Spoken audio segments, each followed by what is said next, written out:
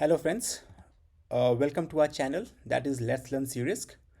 Today we will be discussing about the set 2 of multiple choice questions and answers with explanation, specifically on C-Risk as per CRM 7. This is a set of 50 questions friends, and which we will be definitely help you in assessing yourself before going ahead to take up the examination. Please do guess with the correct answer, and moreover, whenever you are trying to answer the questions, try to pause the video, answer it and check it yourself. So without wasting time, let's move on to the topic. Okay, now the first question. Which of the following is best metric to manage the information security program? The options are the number of systems that are subject to intrusion detection, the amount of downtime caused by security incidents, the time lag between the detection, reporting, and acting on security incidents, and at last, the number of recorded exceptions from the minimum information security requirement. Friends, the correct answer is option D, because the number of recorded exceptions from the minimum information security requirements, because as the number of exceptions for the set of the requirement show a direct correlation of how an information security program is managed, right? If you have the higher number of expectations, this will indicate that the program is managed poorly. Okay, moving on to the next question. Question number 2.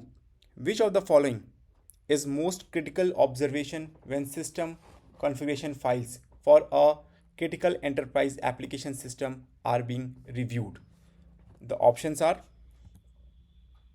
configuration files are frequently changed, changes to the configuration files are recorded, access to configuration file is not restricted, and at last, configuration file do not impact system efficiency. So the correct answer is option C, that is access to configuration file is not restricted, because as the access file to such critical file would not be restricted on a needed basis. Understood? Okay, let's move to the third question. Security administration effort are best reduced through the deployment of, the options are access control list, discretionary access control, mandatory access control, role-based access control. The correct answer is option D, right? Okay, moving to the next question. The best method for detecting and monitoring a hacker activity without exposing information assets to unnecessary risk is to use, the options are firewall, bastion host, honeypots, screen subnet. The correct answer is honeypots, right? Okay, let's move to the next question. Which of the following would ensure that critical dependencies are addressed in the risk treatment plan?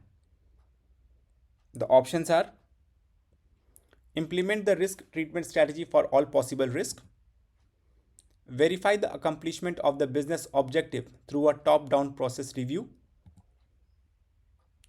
treat each risk independently, and verify the accomplishment of business objective through a bottom-up process review. The correct answer is option B, verify the accomplishment of business objective through a top-down process review is the correct one, right? Because a top-down approach would ensure the critical businesses process and dependencies are identified and addressed in the risk treatment plan, right? Okay, moving on to the next question. Which of the following best provide the message integrity, authentication of sender's identity and non-reputation? The options are system symmetric encryption, message hashing, message authentication code, digital signature? The correct answer is option D, digital signature. Because let's discuss the option A, that is symmetric encryption, because symmetric encryption provides the confidentiality, right? Similarly, hashing can provide the integrity. Coming to the third, that is message authentication code. Message authentication code provides the integrity. And the digital signature combines a hash function with asymmetric encryption ability to verify the author's identity, message integrity, and non-reputation. Understood? So D is the correct answer. Now moving on to the next question. Strong authentication is best described as, the options are, an authentication technique formally approved by a standardization body, the simultaneous use of several authentication technique, an authentication system that makes use of cryptography, an authentication system that uses biometric data to identify a person. The correct answer is option B, that is simultaneous use of several authentication technique.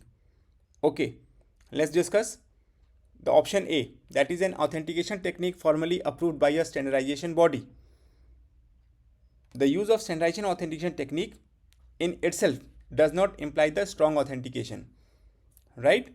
Similarly, the option B, strong authentication, is a process that requires the use of more than one type of authentication during login. The classic method of authentication are, first, something you know, that is password or else combination to the safe, right? Second, something you have, such as key, token, or badges, right? And at last, something you are, that is a physical trait such as fingerprint, signature, iris pattern, or a keystroke pattern. Okay. At last, option C, that is the authentication system that make use of cryptography. This is a wrong answer, because cryptography is a practice and a study of hiding the information, and in relation to authentication is mostly used to protect information that may be misused by a third party, such as password. And last, an authentication system that uses the biometric data to identify a person. This is a wrong answer, because a biometric consists of a method for uniquely recognizing human based on one or more intrinsic physical or behavioral traits.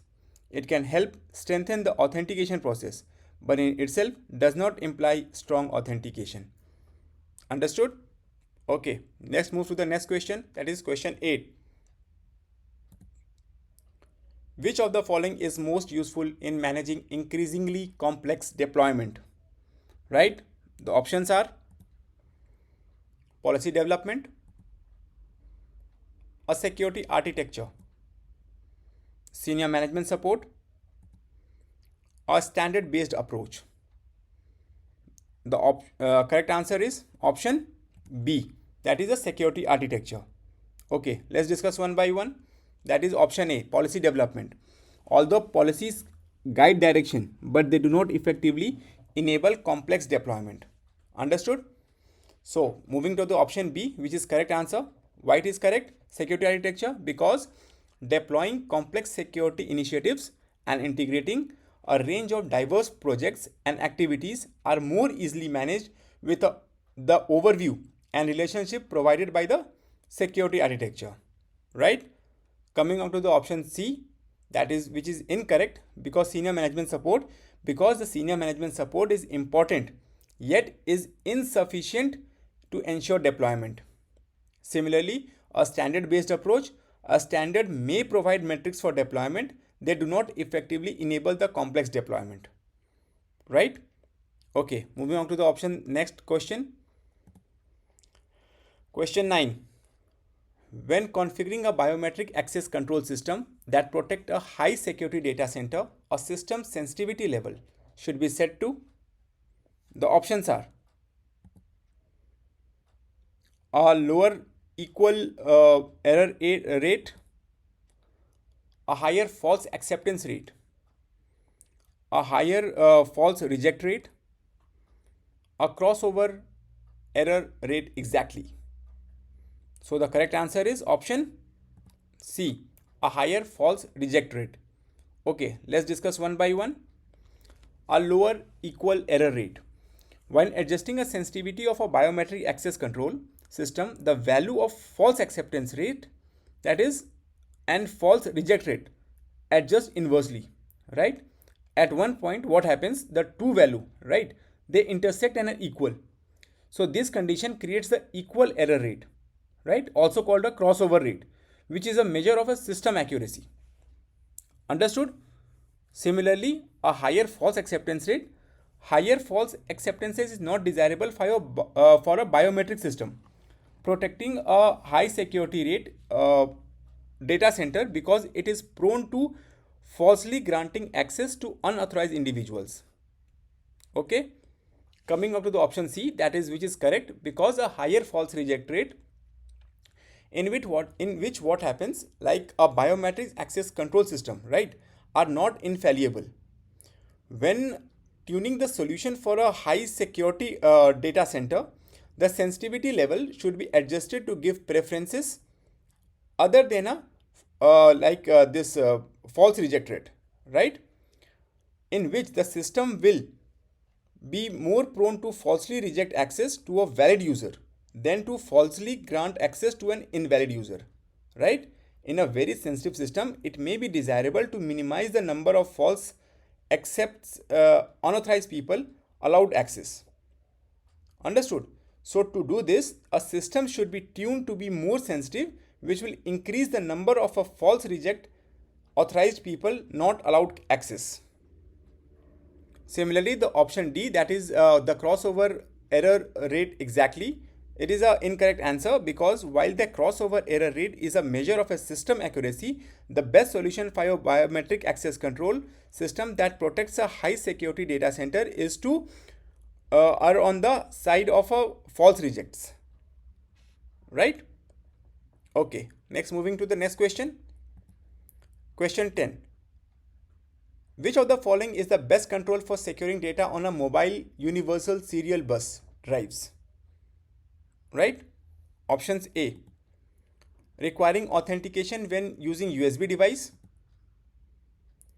prohibiting employee from copying data to the USB device, encrypting USB device, and limiting the use of USB device.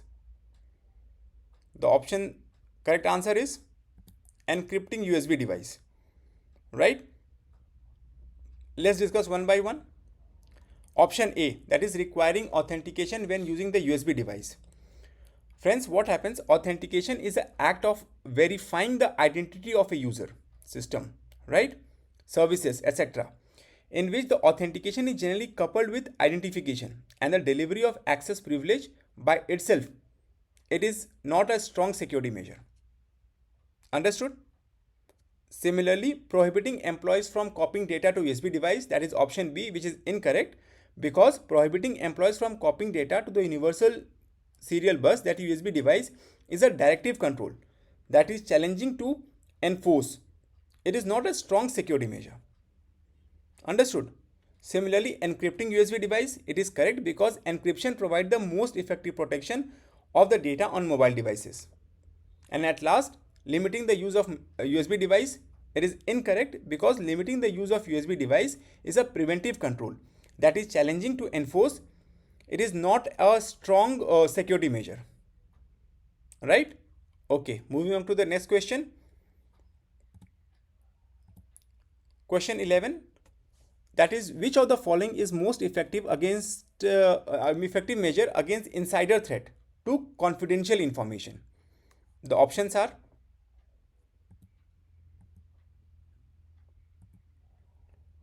audit trail monitoring, a privacy policy, role based access control, defense in depth.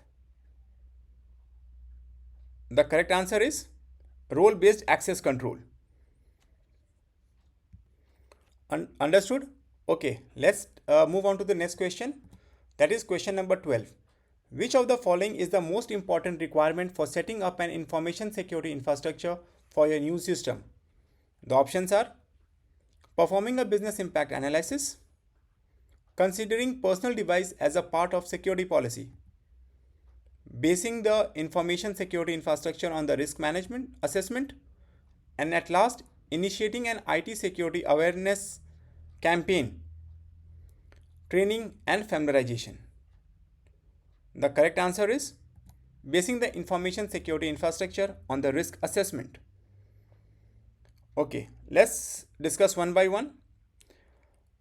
That is performing a business impact analysis, in which what happens, typically a business impact analysis is carried out to prioritize the business processes as a part of a business continuity plan, right?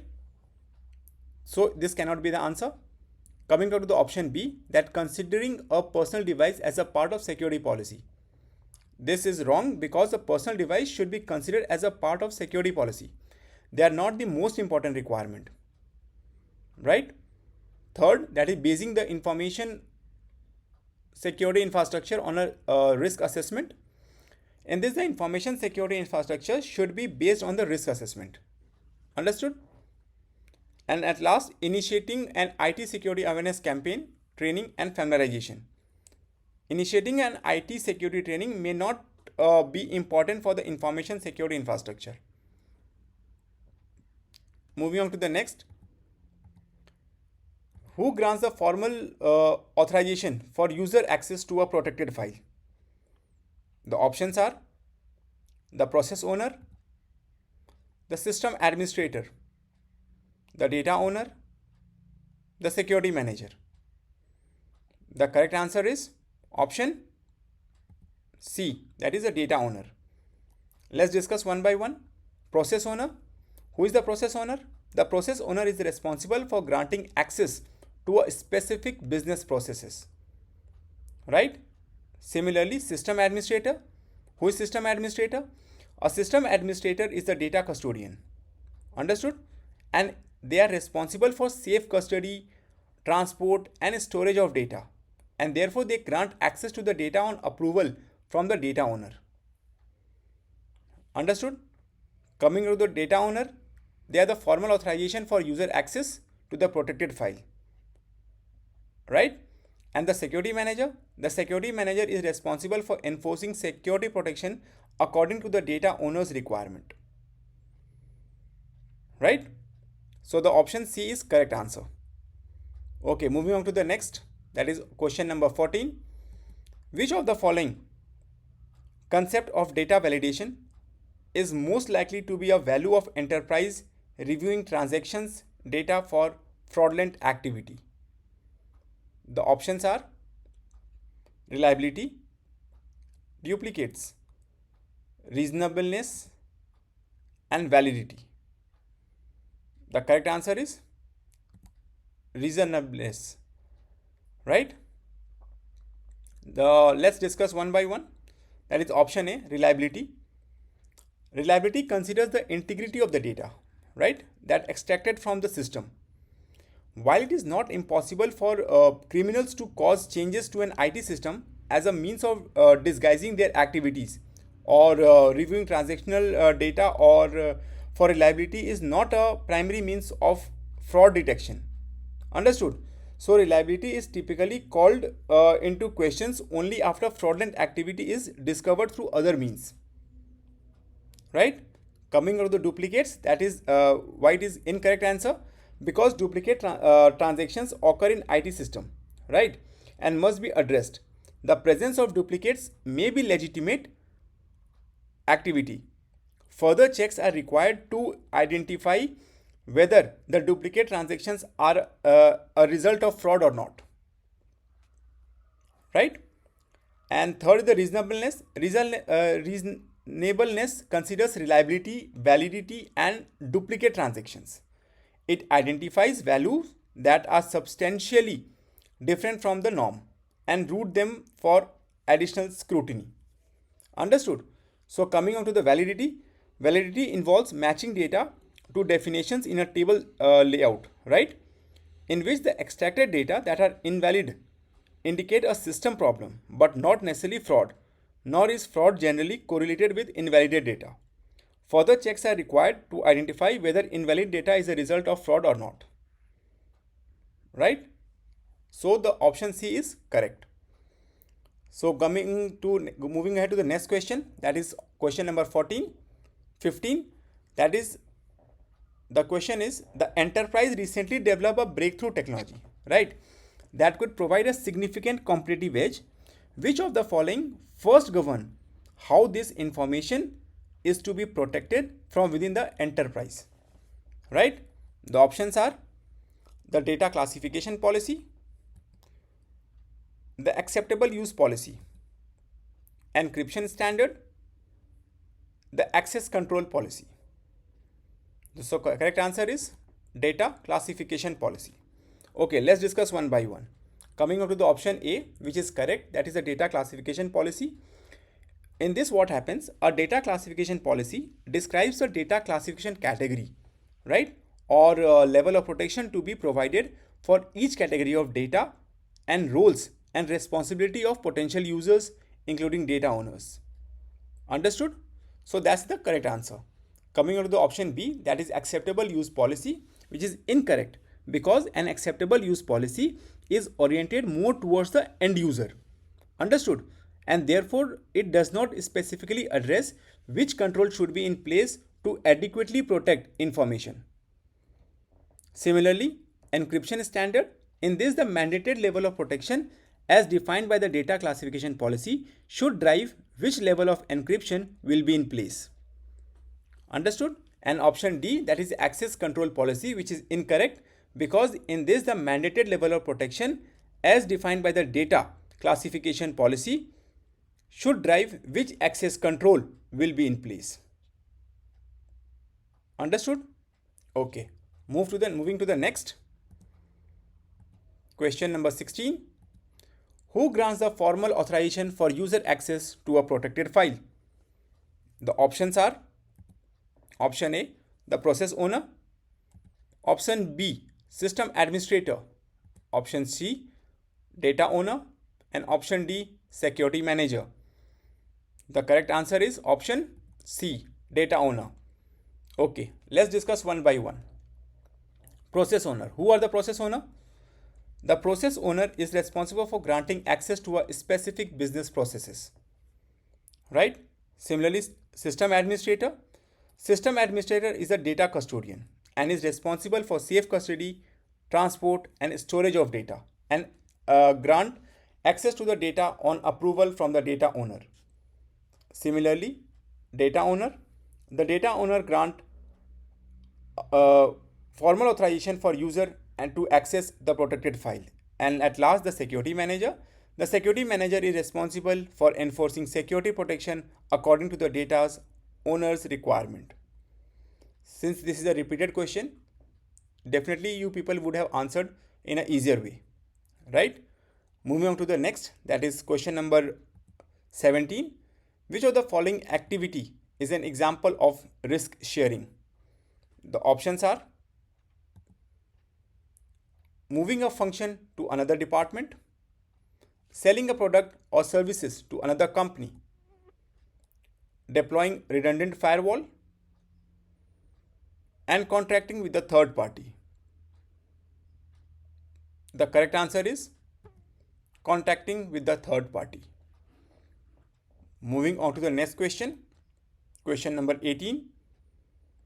Which of the following would primarily help an enterprise select and prioritize the risk response? The options are cost benefit analysis of available risk mitigation option, the level of acceptable risk per risk appetite, the potential to transfer or eliminate the risk, the number of controls necessary to reduce the risk. The correct answer is option A, that is the cost benefit analysis of available risk mitigation option. Let's discuss. This is the correct answer because the selection and the priorities of a risk response will consider the cost benefit of the various risk mitigation option in order to get the highest return on investment and reduce the risk to an acceptable level. Understood? Coming on to let's discuss the option B, that is a level of acceptable risk per risk appetite. This is the incorrect answer because the level of acceptable risk will not prioritize the risk response but will indicate whether the risk response is adequate or not. Similarly, option C, that is the potential to transfer or eliminate the risk, it is incorrect because the risk can be reduced, accepted, or transferred. Right? So, risk can be transferred, which is an acceptable risk response, but this factor in itself would not help in prioritizing the risk response. Similarly, the option D, that is the number of control necessary to reduce the risk.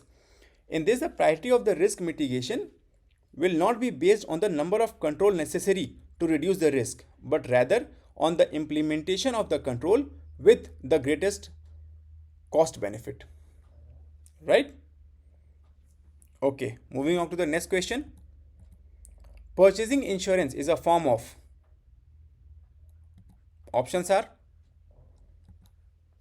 risk avoidance, risk mitigation, risk acceptance, risk transfer. The correct answer is option D, risk transfer. Okay, let's discuss one by one. Risk avoidance. Risk avoidance means the activity or condition that give rise to the risk are discontinued. Understood? Next, moving to the next, risk mitigation. Risk mitigation is the management of the risk through the use of countermeasures and controls. Risk transfer is one form of the risk mitigation.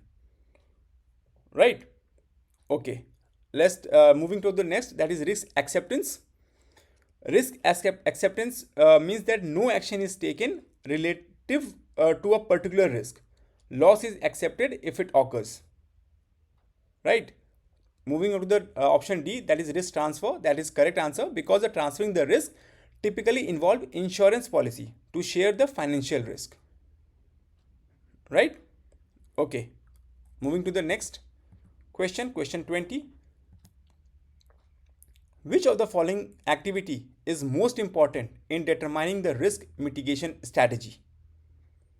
The options are review vulnerability assessment result, perform a cost benefit analysis related to the risk acceptance, conduct a business impact analysis of affected area, align the strategy with the security control framework. The correct answer is option B, perform a cost benefit analysis related to the risk acceptance. Let's understand one by one. Option A, that is review vulnerability assessment result. In this, what happens? Results from a vulnerability assessment are used in a risk assessment to determine the level of the risk, but are not used in the selection of a mitigation strategy. Understood? Let's move to the option B, that is perform a cost benefit analysis related to the risk acceptance. In this, what happens? The risk mitigation ensures the residual risk is maintained at an acceptable level. Right? So the cost benefit analysis ensures that the cost of mitigating risk does not exceed the cost to the enterprise if an incident should occur. So this is the correct answer. Moving on to the option C, that is incorrect. Conduct a business impact analysis of affected area. In this, what happens? The business impact analysis facility development of a mitigation and recovery strategy because it documents the processes, key deliverables, and recovery time objectives. However, the cost of mitigation is the key criterion for the enterprise. Right? Moving on to the option D, that align the strategy with the security control framework. In this, the understanding the enterprise security control framework assist with design and implementation of the control once the mitigation strategy is determined for a given risk. Understood? Okay, moving on to the option next question, that is question number 21. That is after the completion of the risk assessment, it is determined that the cost to mitigate the risk is much greater than the benefit to be derived. Right? So the best risk response is that the risk be, the options are treated, terminated, accepted, transferred. Now the correct answer is option C, that is accepted, because the option A, that is treated, that is in this the treating the risk is in the described scenario incurs a cost that is greater than the benefit to be derived. This is not the best option, right? So the similarly terminated, in this what happens, risk termination is not a risk management term. While risk can be avoided, it can generally not be terminated, right? And the option C, that is correct, accepted. In this what happens, that the when the cost of control is more than the cost of potential impact, the risk should be accepted. And the last option, that is transferring the risk, it is incorrect, because the transferring the risk is of limited benefit, right? And if the cost of the risk response is more than the cost of potential impact and the likelihood of risk itself. Understood? Okay, moving on to the next question, that is question number 22. The risk treatment plan should primarily specify the options are: responsibility for implementing a chosen risk treatment, approach to integrate risk treatment into day-to-day operations, risk acceptance decision made by the risk owner, and best approach to implement all the identified risk treatment options. The correct answer is option A, responsibility for implementing the chosen risk treatment. Okay, let's discuss.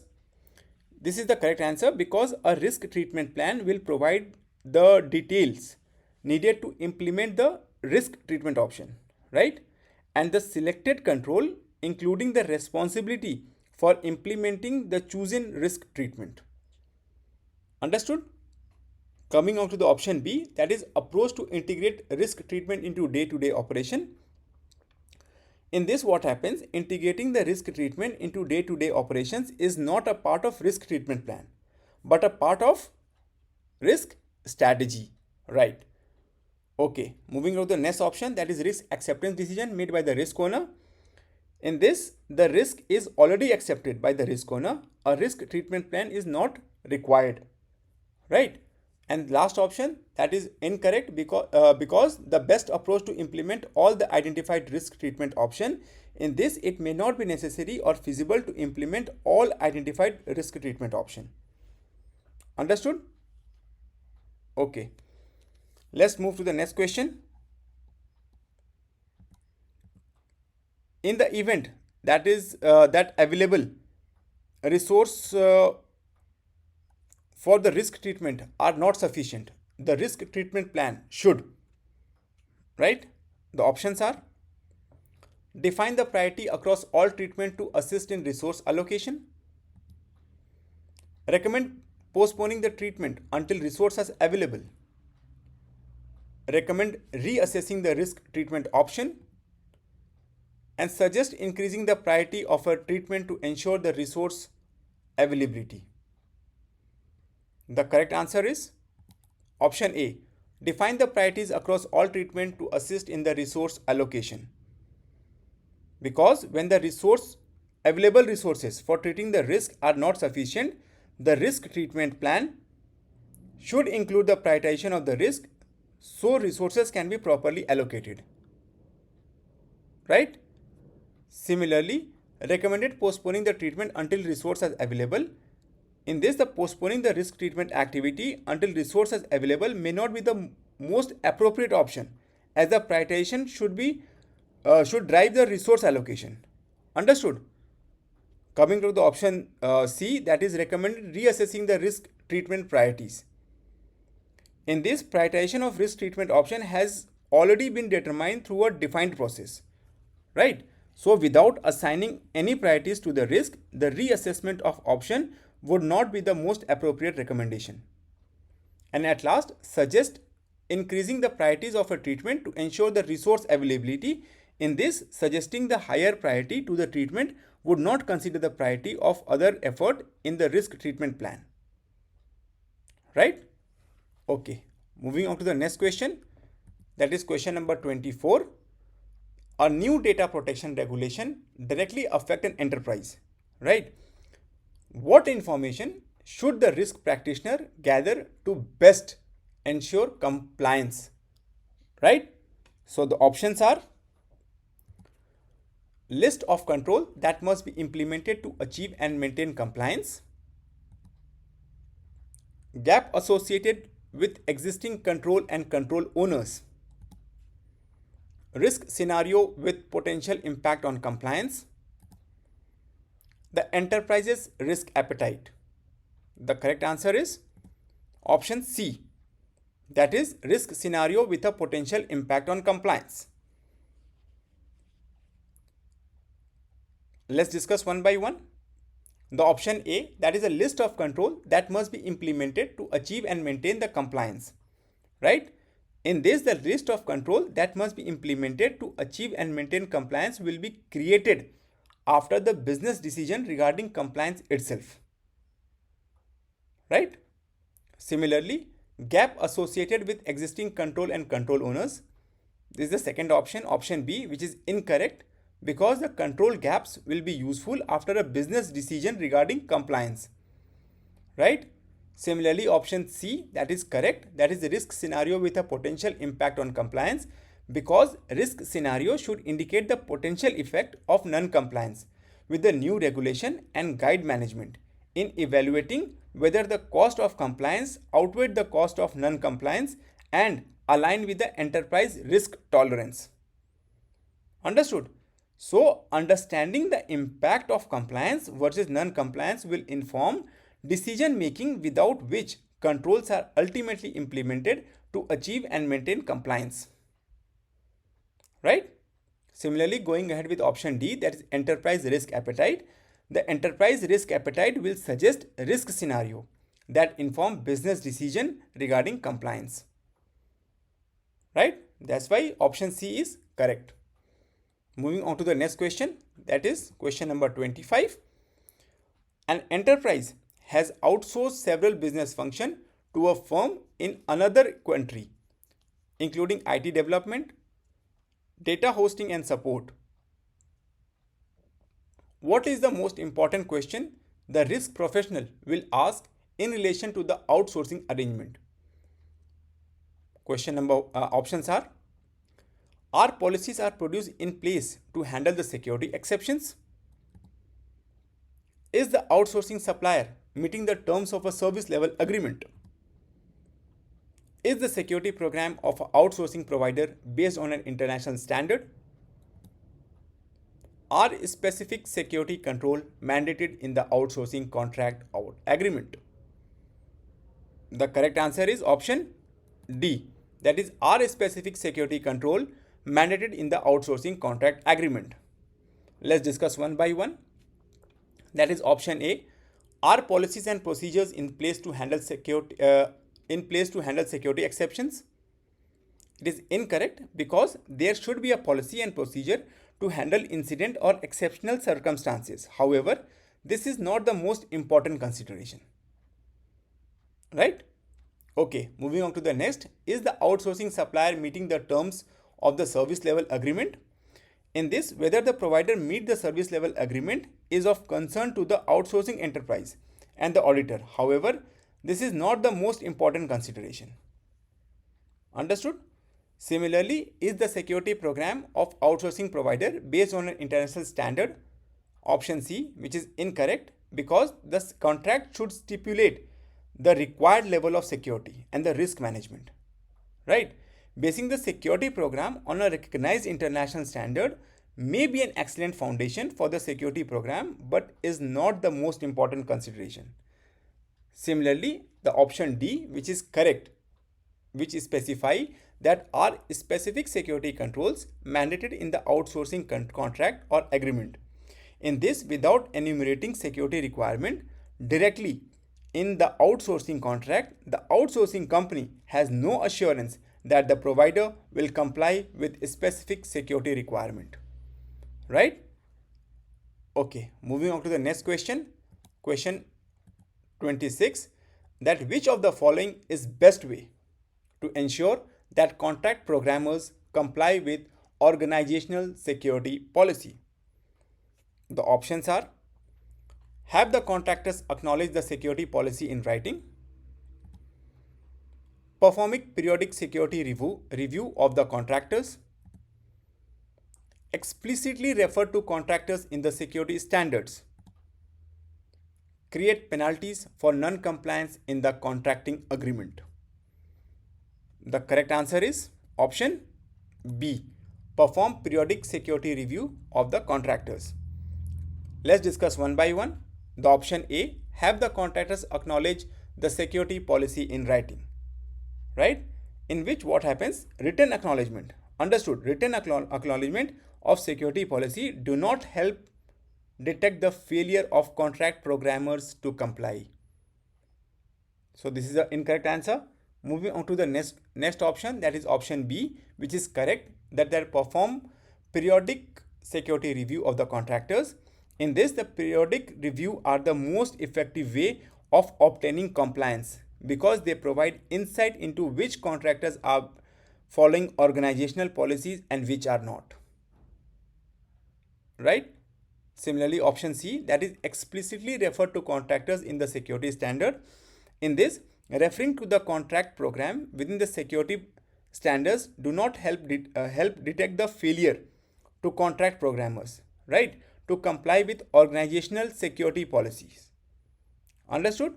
It may be established responsibility for a control implementation and maintenance, but the control ownership and accountability remain within the enterprise itself. Right? So this option is incorrect. Next, option D, that is create penalties for non-compliance in the contracting agreement. Incorrect. Why? Because penalty do not detect failure of contract programmers to comply with organizational security policy and can only be enforced once they are detected either by an audit or an incident. Right? Okay. Moving on to the next question, that is question number 27.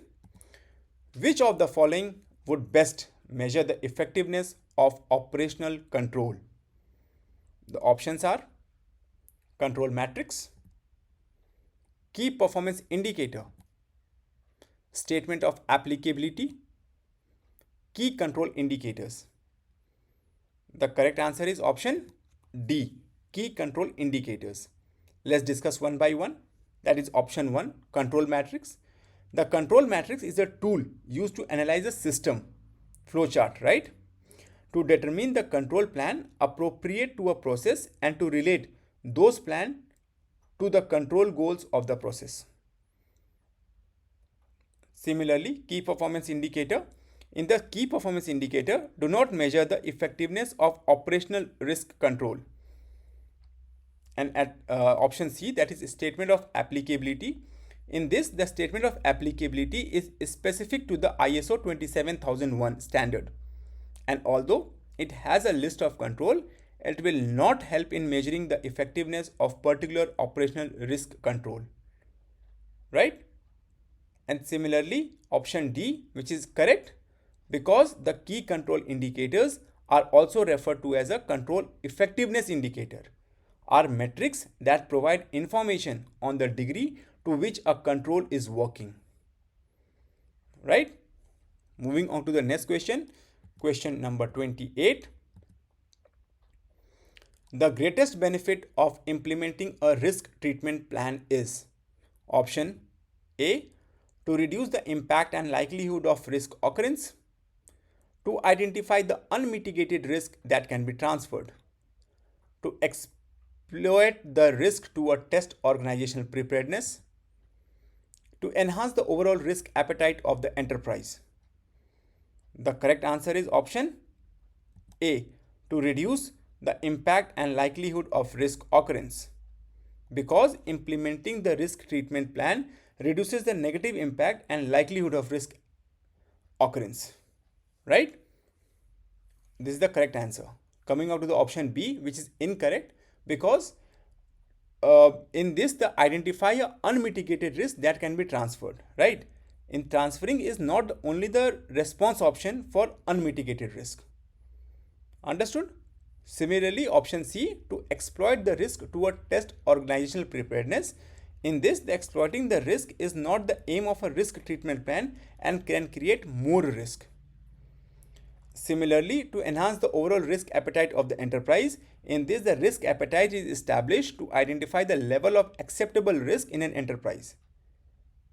Understood? So implementing a risk treatment plan will not influence the risk appetite. Right? Okay. Coming on to the next question, that is question number 29. Which of the following is best suited for the review of IT risk analysis result before the results are sent to management for approval and use in decision making? The options are an internal audit review, a peer review, a compliance review, a risk policy review. The correct answer is option B, peer review. Why? Let's discuss one by one. Let's discuss the option A, which is incorrect. That is internal audit review. In this, what happens?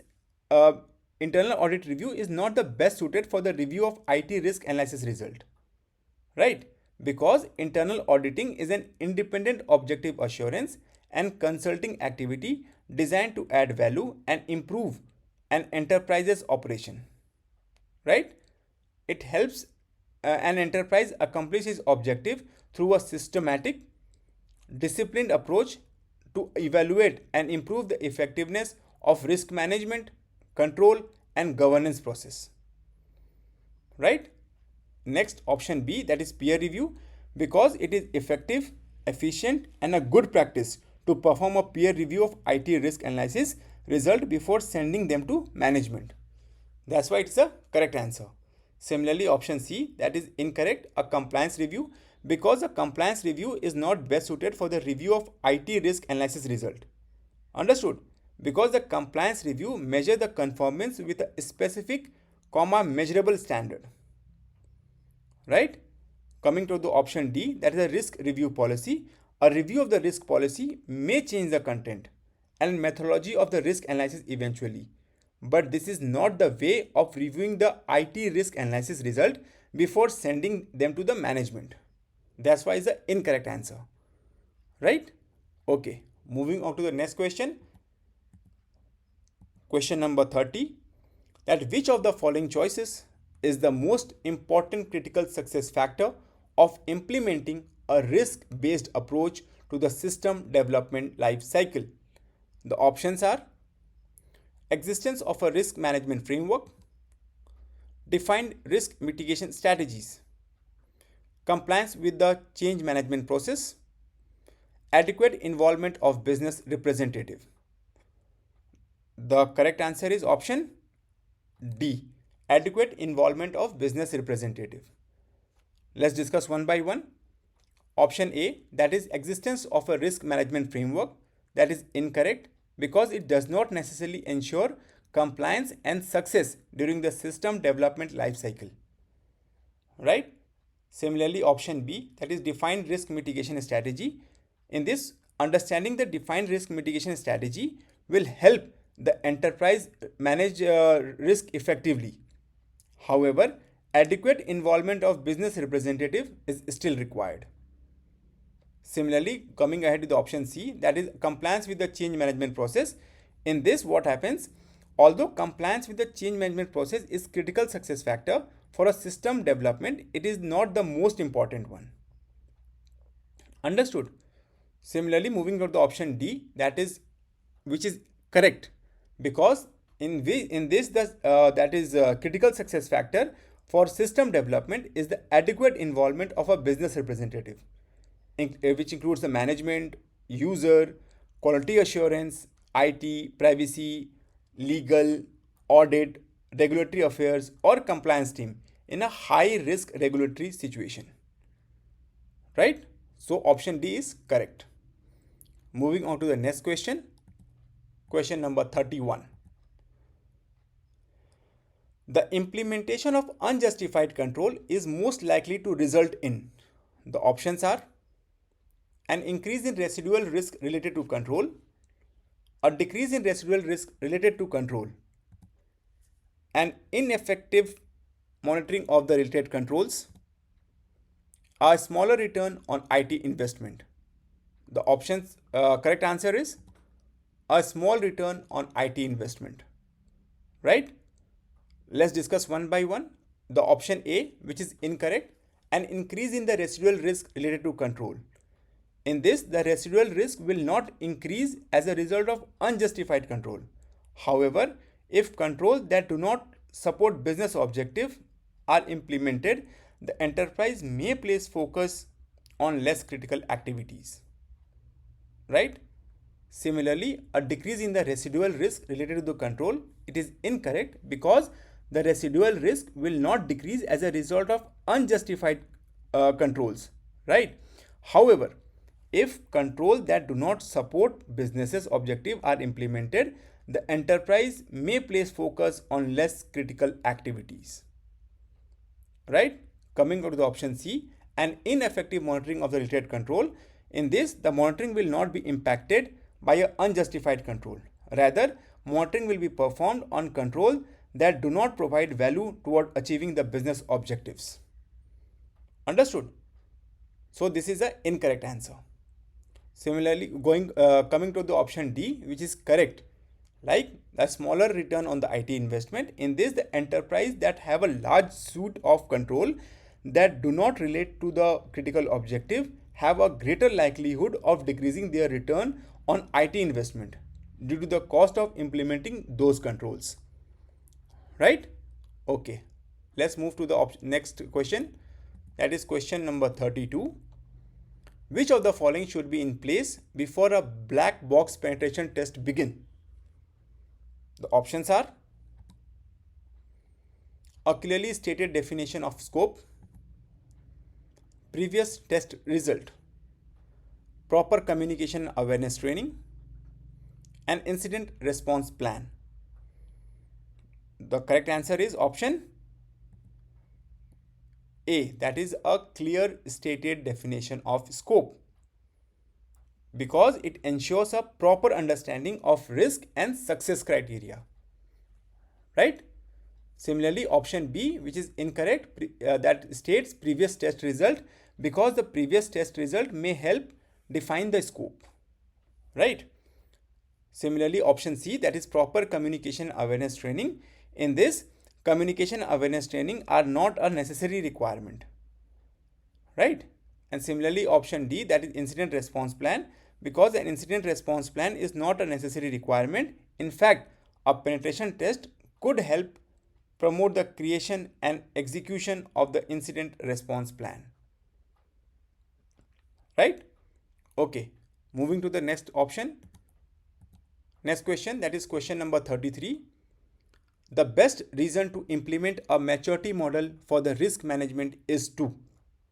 The options are establish alignment with the business objective, help improve governance and compliance, ensure that security controls are effective, and last, enable continuous improvement. The correct answer is option D, enable continuous improvement. Let's discuss one by one. Option A, which is incorrect, that is establish alignment with the business objective. In this, what happens? The maturity model help benchmark process and identify gap between the current and the desired state of specific process. Right? They do not enable alignment with the business objective, which is more effectively achieved through a balanced scorecard or a goal cascade approach. Understood? Similarly, option B, that is help improve governance and compliance, is incorrect because while maturity model help identify gaps between the current and the desired state of specific businesses process, they do not explicitly improve governance and compliance effort. Similarly, option C, that is ensure that security controls are effective, it is incorrect because the maturity model help the benchmark business processes and identify gaps between the current and the desired state. Understood? So maturity model do not explicitly ensure that security controls are effective. Right? Similarly, option D, that is enable continuous improvement, it is correct because in this the maturity model are designed to enable continuous improvement. This is achieved by first assessing the current maturity level of the specific business processes and determining whether it is congruent with the desired maturity level or not. Where gap exists, maturity model implicitly provide the steps to improve the process by defining requirement for each maturity level. Right? Okay. Moving on to the next question. Question number 34. Which of the following type of risk is high for projects that affect multiple business areas? The options are control risk, inherent risk, compliance risk, residual risk. The correct answer is option B, inherent risk.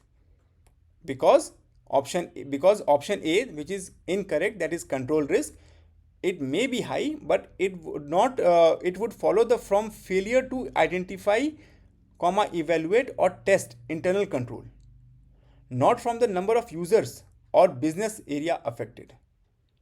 Understood? Similarly, option B, which is correct, that is inherent risk, because inherent risk normally grows as the number of user and the businesses area that may be affected increases. Right? So, inherent risk reflect the risk or exposure without accounting for mitigation action by management. Understood? So it is often higher whenever multiple parties may have conflicting responsibility for a business processes. So the option B is correct. Similarly, option C, that is compliance risk, which is incorrect because compliance risk reflect the penalty applied to the current and the future earning for non-conformance to laws and regulations. Similarly, number of users and affected business areas will not necessarily increase compliance risk. Right? Similarly, option D, that is residual risk, it is incorrect because residual risk is the risk that persists after management implements a risk response. It is not based on the number of user or the business area affected. Right? Okay, moving on to the next question, that is question number 35. Which of the following is most likely to be addressed by the risk response? The options are destruction of obsolete computer equipment, theft of a smartphone from an office, sanitization and reuse of a flash drive, employee deletion of a file. The correct answer is option B, theft of a smartphone from an office. Why it is correct answer? Let's discuss one by one. That is option A, that is destruction of obsolete computer equipment. Therefore, it is obsolete computer equipment destruction is an example of an operational activity. Understood? So, obsolete equipment does not necessarily represent a vulnerability and risk. Right? Similarly, option B, which is correct, that is theft of a smartphone from an office, because theft of a smartphone is an example of a risk that should be addressed by an appropriate response. Coming on to the option C, that is sanitization and reuse of a flash drive. Because sanitization of a flash drive is an example of an operational activity and does not necessarily represent a vulnerability and risk. Right? Similarly, option D, that is employee deletion of a file. In this, deletion of a file is an example of an operational activity. The need to delete a file does not necessarily represent a vulnerability and risk. Right? Moving on to the next question, that is question number 36. That which of the following outcomes of outsourcing non-core process is of greatest concern to the management of an enterprise? The options are total cost of ownership exceeds projection, internal information system experience is lost, employee of the vendors are disloyal to the client enterprise, and processing of sensitive data is subcontracted by the vendor. The correct answer is option D. Processing of a sensitive data is subcontracted by the vendor. Let's discuss one by one all options. That is option A, that is total cost of ownership exceed projection. In this, what happens? The total cost of ownership exceeds the projection is significant but not uncommon. Right? Because total cost of ownership is based on modeling. Some variation can be expected. Understood? So this cannot be the answer. Similarly, option B, that is the internal information system experience is lost. In this, loss of internal information system experiences can be problematic when core processes or sub-processes are outsourced. However, for non-core processes, the loss of such experience would not be a concern. Therefore, it is an incorrect answer. Similarly, option C, that is employee of the vendor are disloyal to the client enterprise. In this, lack of vendor loyalty to the client enterprise is generally managed via service level agreement. Right? So this cannot be the answer. Similarly, option D, which is correct answer, that is processing of sensitive data is subcontracted by the vendor because the greatest risk in third party relationship is the fact that enterprise is ceding direct control of its information security process. Right? So subcontracting will increase this risk. Understood? Therefore, the subcontracting process must be reviewed before sensitive data are involved. Right? Moving on to the next question, that is question number 37. One way to determine control effectiveness is by determining the options are the test result of intended objectives. Next, whether it is preventive, detective, or compensatory. The capability of providing notification of failure. And last option, evaluation and analysis of reliability. The correct answer is option A, the test result of intended objective. Right? Because control effectiveness requires a way to verify that the control process worked as intended. Understood? Let's, for example, dual control or dual entry bookkeeping provide verification and assurance that the processes operated as intended. Right? Similarly, this is the correct answer. Similarly, option B, C, and D, which is incorrect, because in option B, whether it is preventive, detective, or compensatory, this type of control is not relevant. Similarly, coming to the option C, that is the capability of providing notification of failure, because in this the notification of failure is not determinative of control strength. Understood? Similarly, option D, the evaluation and analysis of reliability, because reliability is not an indication of control strength. Right? Weak control can be highly reliable even if they are ineffective control. Right? Coming to the next question. Question number 38. The most important objective of regularly testing information system control is to. The options are identify design flaws, failures, and redundancies, provide the necessary evidence to support management assertion, assess the control risk and formulate an opinion on the level of reliability, and evaluate the need for a risk assessment and indicate the corrective action to be taken where applicable. The correct answer is option A, identify design flaws, failures, and redundancy, because it's necessary to ensure that the control is designed correctly and is operating effectively and efficiently during the production phase. Right? Similarly, option B, that is provide the necessary evidence to support the management assertion, because this activity is performed after the completion of an assessment or audit of the information system control. Therefore, it's not a correct answer. Similarly, option C, that is incorrect, because assess the control risk and formulate an opinion on the level of reliability, because this activity is primarily performed during the design phase of information system control. Right? And coming to the option D, that is evaluate the need for a risk assessment and indicate the corrective actions to be taken where applicable. In this, the risk assessment do not depend upon testing the control. Understood? Similarly, moving ahead to the next question, that is question number 39. Which of the following is best way to ensure that contract programmers comply with organizational security policies? The options are: have the contractors acknowledge the security policy in writing, perform periodic security review of the contractors, explicitly refer to the contractors in the security standard. Create penalty for non-compliance in the contracting agreement. The correct answer is option B. Perform periodic security review of the contractors. Let's discuss one by one. Option A, which is incorrect, that is, have the contractors acknowledge the security policy in writing. In this, what happens? Written acknowledgement of security policy do not help to detect the failure of the contractors programmers to comply, right? Similarly, perform periodic security review of the contractors. In this, periodic review are the most effective way of obtaining the compliance, right? Because they provide the insight into which contractors are following organizational policies and which are not.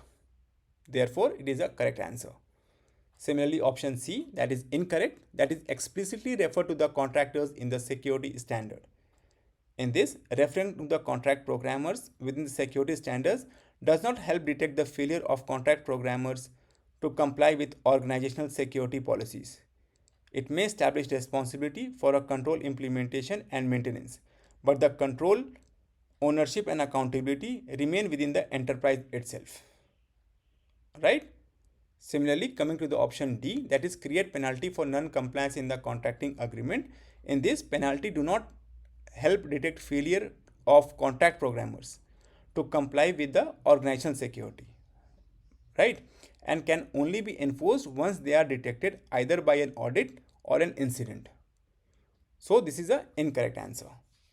Moving on to the next question, question number 40. Which of the following is most relevant to include in a cost benefit analysis of a two-factor authentication system? The options are the approved budget of the project, the frequency of incident, the annual loss expectancy of the security incident, and the total cost of ownership. The correct answer is option D, total cost of ownership. Let's discuss one by one. Moving on to the option A, that is the approved budget of the project. Incorrect, this option is incorrect because the approved budget of the project may have no bearing on what the project may actually cost. Understood? Okay. Next, moving on to the option B, the frequency of incident, which is incorrect because the frequency of security incident can help measure the benefit, but the relationship is indirect because not all security incident may be mitigated by implementing a two-factor authentication system. Understood? Similarly, option C, it is incorrect because it states the annual loss expectancy of security incident. In this, the annual loss expectancy of the incident may help measure the benefit, but the relationship is indirect because not all incident may be mitigated by implementing a two-factor authentication system. Understood?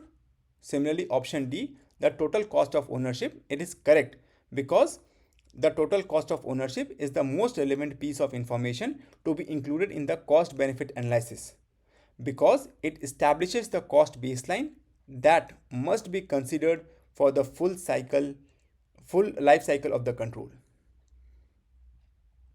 Correct? Okay, moving on to the next question. Question number 41. The first step in identifying and assessing the IT risk is to, options are, confirm the risk tolerance level of the enterprise, identify threat and vulnerabilities, gather information on the current and the future environment, review past incident report and response activity. The correct answer is option C, gather information on the current and future environment. Okay, let's discuss one by one. That is option A, confirm the risk tolerance level of the enterprise. In this, what happens? The risk practitioner must understand the risk appetite of the senior management and the associated risk tolerance level. However, risk tolerance primarily informs the risk response and does not facilitate the risk identification and assessment. Understood? So this cannot be the answer. Similarly, option B, that is identify threat and vulnerabilities. In this, identification of relevant threat and vulnerabilities is important but must be supplemented by consideration of the pending changes to the enterprise environment. Understood? So anticipated changes may widen or narrow the scope of relevance. So this cannot be the answer. Option C, that is gather information on the current and future environment. It is correct because the first step in any risk assessment is to gather information about the current stage and pending internal and external changes in the enterprise environment. That is scope, technology, incident, modification, etc. Understood? So this is the correct answer. Similarly, option D, which is incorrect, that is review past incident report and the response activity, because while the review of the past incident report may be an input for the identification and assessment of IT risk, focusing on these factors is not adequate. Right? Coming to the next question, question number 42, that the first step in identifying and assessing the IT risk is 2. The options are confirming the risk tolerance level of the enterprise, identify threat and vulnerabilities, gather information on the current and future environment, and at last review past incident report and the response activity. Although it's a repeated question, I know everyone will be able to answer it. The correct answer is option C. Correct. Moving on to the next question. Which of the following is the best indicator of high maturity of an enterprise IT risk management process? The options are people have appropriate awareness of the risk and are comfortable talking about it. Next option, top management is prepared to invest more money in IT security. Next option, risk assessment is encouraged in all areas of IT and the business management. And last option, business and IT are aligned in the risk assessment and risk ranking. The correct answer is option A, that is people have appropriate awareness of the risk and are comfortable talking about it, because some of the most important aspects of mature IT risk management are related to the culture. Understood? Since an enterprise is best served by a culture in which people recognizes risk inherent to their activities, discuss the risk transparently, and collaborate willingly to resolve it. Right? Coming to the option B, that is top management is prepared to invest more money in IT security. It is incorrect because investment in IT security may strengthen overall risk management posture. However, it is not necessarily an appropriate measure of IT risk management process maturity. Understood? So this cannot be the answer. Coming to the option C, that is the risk assessment is encouraged in all areas of IT and business management. In this, what happens? The risk assessment is an important step in the risk management process. Understood? So it is not sufficient indicator of the mature risk management process, even when deployed across all business unit and function. Right? Similarly, option D, which is incorrect, that is business and IT are aligned in the risk assessment and risk ranking. In this, alignment between the IT and the businesses is the foundation of effective IT risk management. However, it is not a sufficient indicator of a mature IT risk management process. So this cannot be the answer. Moving on to the next question, that is question number 44. That is, which of the following will best assist a risk practitioner when addressing risk within the supply chain life cycle? The options are understanding the supplier's organizational system. Option B, understanding the business case in support of the life cycle. Option C, understanding the relevant jurisdictional legal requirement. And option D, understanding the enterprise risk approach toward the supply chain. The correct answer is option C, understanding the relevant jurisdictional legal requirement. Let's discuss one by one. That is option A, that is understanding the supplier organizational requirement. In this, understanding the supplier's organizational system is important but would not be the best means to assist a risk practitioner when addressing the risk within the supply chain life cycle. Similarly, coming to the option B, that is understanding the business case in support of the life cycle, it is incorrect because the business case in support of the supply chain life cycle is created prior to the agreement between the enterprise and the supplier of a product or services. Understood? Similarly, coming to the option C, that is understanding the relevant jurisdictional legal requirement, it is correct because identification and understanding of the legal requirement relevant to the supply chain will assist the risk practitioner to identify, assess, and monitor risk on an ongoing basis. Right? Similarly, option D, which is incorrect, that is understanding the enterprise risk approach toward the supply chain, because the enterprise risk approach toward the supply chain is important, but understanding the relevant jurisdictional legal requirement is more important when conducting businesses across different regions. Right? Okay, moving on to the next question. That is question number 45. When evaluating risk related to the Internet of Things device used on the enterprise network, which of the following would the risk practitioner recommend addressing the first? IoT device with hard-coded password, IoT device with no vendor support, IoT device with password changing less than every 30 days, an IoT device connected to the trusted network. The correct answer is option A, IoT device with a hard-coded password. Because IoT devices with hard-coded password are of most common known default value can make it easier for hacker to exploit them as they could be widely available. Understood? So option A is correct. Coming to the option B, that is IoT device with no vendor support. In this, lack of vendor support is not a concern as default setting, such as hard-coded password, which can be widely available and easily exploited. Right? That's why it is incorrect. Coming to the option C, that is IoT device with password changing less than every 30 days. In this, the poor password management is not as great a concern as publicly available default configuration, such as hard-coded password. Right? Similarly, option D, that is IoT device connected to the trusted network. In this, connecting IoT device does possess a risk. However, hardened devices are less concerned than deployed device with default configuration, such as hard-coded password. Understood? Moving on to the next question. Question number 46.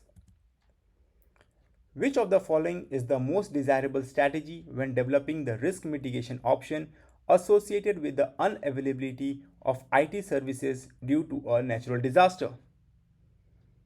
The options are: assume the worst case incident scenario, target low cost location for alternate sites, develop awareness focus on natural disaster, enact multiple tier of authority delegation. The correct answer is option A, assume the worst case incident scenario. Because to be prepared of the natural disaster, it is appropriate to assume the worst case scenario. Otherwise, the resulting impact may exceed the enterprise ability to recover. Understood? Similarly, option B, C, and D, which is incorrect. Let's discuss one by one. That is option B, that is target low cost location for alternate sites, because setting up a low cost location for an alternate site may not always be a good strategy against a natural disaster. Understood? So adequate investment should be made based on an impact analysis and enterprise acceptable level of risk. Right? Similarly, option C, that is develop awareness focus on natural disaster, because an awareness training program is a key factor for business continuity. However, its effectiveness may be limited. Right? Similarly, option D, that is enact multiple tiers of authority delegation. It is incorrect because delegation of authority will work somewhat in case of emergency. Understood? However, it may be a situational decision in the event of natural disaster. Right? Moving on to the option next question, that is question number 47. A small step startup software development company has been flooded and insurance does not pay because the premium has lapsed. In relation to the risk management, a lapsed premium is considered as a first option A risk, B vulnerability, C threat, D negligence. The correct answer is vulnerability, right? Because let's discuss one by one the risk, right? The scenario describes a weaken in the insurance premium payment process, right? Which is considered a vulnerability based on the management decision. Understood? The lapsed insurance premium describes a vulnerability, right? A vulnerability is a weakness in the design and implementation, operational and internal control of process that could expose the enterprise to a threat condition or actor, right? Similarly, coming to the threat, a threat is anything that is capable of acting against an asset in a manner that can result in harm. Understood? In this case, the flood is the threat. Similarly, coming to the negligence, negligence is a legal term. Understood? Describing a civil wrong causing injury or harm to another person or to property as a result of doing something or falling in to provide a proper or reasonable care, level of care. Right? So negligence is not specifically related to the risk management. Right? Okay, moving on to the next question. Which line of the defense is most likely involved when conducting a review of the adequacy of control environment? The options are the first line of defense, second line of defense, third line of defense, and at last third party line of defense. The correct answer is option A, the first line of defense. Let's discuss. The first line of defense, that is management responsible for self-assessment and adequacy of control. Understood? Similarly, the second layer looks at the emerging risk, right? Similarly, third line of defense, third one, perform the independent assessment of cyber compliance and internal control testing, right? So that's why the option A is correct. Moving on to the next question, question number 49. Which of the following approaches to corporate policy best support an enterprise expansion to other region where different local laws apply? Right? The options are a global policy without provision that might be disputed at the local level, a global policy amended to comply with local laws, a global policy that complies with the laws at enterprise headquarters, local policies to accommodate laws within each region. The correct answer is option B, that is a global policy amended to comply with the local laws. Let's discuss one by one. That is option A, the global policy without provision that might be disputed at the local level. It is incorrect because having one global policy that attempt to address the local requirement for all locals is nearly impossible and generally cost prohibitive. So this cannot be the answer. Coming to the option B, that is a global policy amended to comply with the local laws. In this, the global policy including local amendment ensures alignment with local laws and regulation. Similarly, option C, that is the global policy that complies with the laws at enterprise headquarters.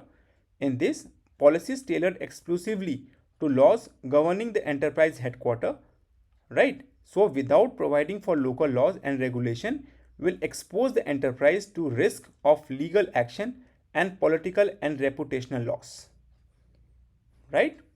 Similarly, coming to the option D, which is incorrect, that is local policies to accommodate laws within each region. In these, the decentralized local policies for each region require the enterprise to maintain and test documentation and processes separately for each region. Understood?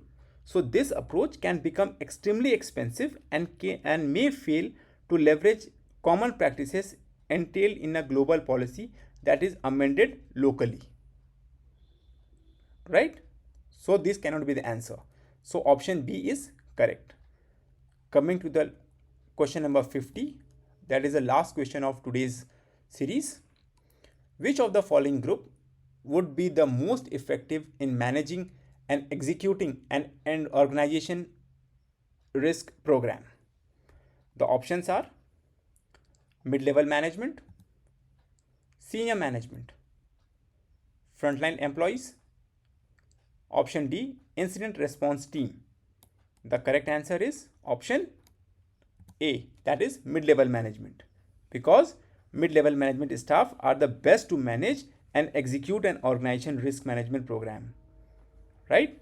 Because they are the most centrally located within the organizational hierarchy, and they combine a sufficient breadth of influence with adequate proximity to day-to-day operation. Understood? Similarly, coming to this option B, which is incorrect, that is senior management, because the senior management is too high organizationally to manage and execute the program. Understood? Yes, but their support and sponsorship are essential. Coming to the option C, that is incorrect, frontline employees, because the frontline employees do not hold enough power and influence to manage and execute the program. Similarly, option D, that is incident response team. The incident response team may manage and execute a small portion of the program, but not the entire risk management program. That's why the option D is incorrect. So the correct answer is mid-level management program. Thank you, friends. Thank you for watching. Please subscribe and hit like button. Okay, and stay tuned for more updates. Definitely we'll be back with the more serious question answer series in the coming days. Stay tuned and please take up the examination before going ahead. Please subscribe and hit like button. Thank you.